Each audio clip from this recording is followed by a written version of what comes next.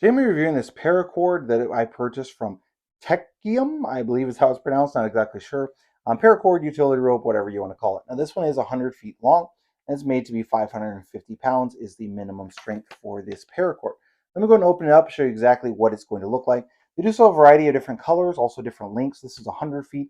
The more you get, the packaging is going to change a little bit, but this is essentially just plastic wrapped around the paracord and then like a cardboard middle there for that. So let me go ahead and open this up.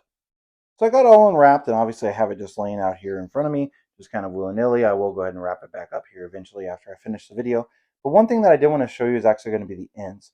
So these are going to just be, just going to be cut and then kind of burnt flat, just kind of melted there. So it's just going to be a little bit hard on the tip, but it's not going to have like one of those almost like a plastic shoelace thing to make it easier to feed. Now I actually purchased this for a trampoline enclosure, as the one that we had, like the cord or rope that we had just kind of broken. That's why I purchased this. I figured it'd be strong enough, thin enough, should work great. But being that it doesn't have those little plastic, it is going to make it more difficult to feed through things.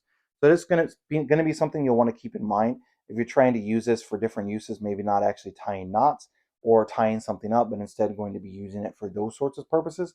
It does not have any hard things on the end, so you will have to kind of make sure, especially if you're cutting it, it's going to probably get really frayed, and then at that point you're going to want to use like a flame to kind of melt the end like they did here when they were cutting this, I assume, for this 100 feet. So it is going to be relatively thick, easily does have a lot of strength to it, so it shouldn't have any issues with that at all. And then also it is really smooth, so it's not like it's a sharp edge or a rugged edge or anything like that. This is going to be relatively smooth. I would say it's going to be similar in smoothness to like a shoelace that's going to be on a dress shoe. So not like a tennis shoe, but on like a dress shoe, it is going to be like that. It's going to be thicker than a traditional shoelace, though. So I'm not saying use these for shoelaces. Just trying to give you something to compare it to. So this is going to be thicker than a shoelace, thicker around.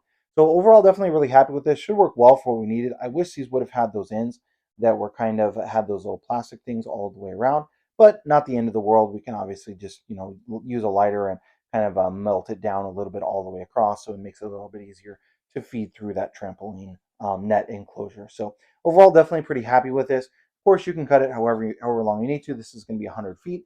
The issue is going to be the way that it comes with that just wrapped on that cardboard. Actually, keeping this kind of wrapped up is going to be more difficult. We're probably going to have to put it in a roll, anything that we have extra, and put in like a Ziploc bag or something.